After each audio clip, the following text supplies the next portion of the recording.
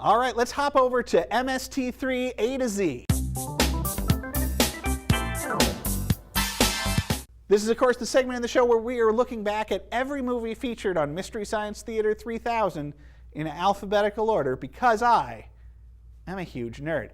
Today we are looking at the beginning of the end, and no, that does not mean that we are getting near the end of these Mystery Science Theater movies. This one starts with a B. We are just at the beginning here.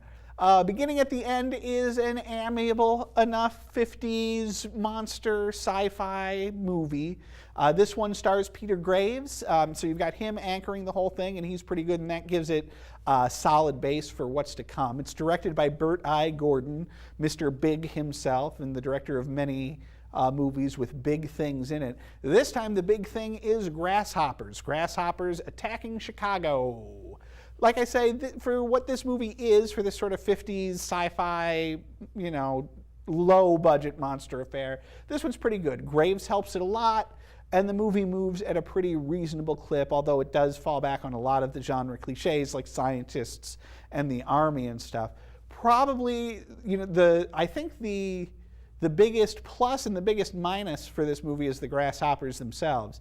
Instead of making like puppet grasshoppers, Burt tries to do a lot of the effects with rear projection, so he's filming actual grasshoppers against movie screens with so the grasshoppers look giant next to the regular people.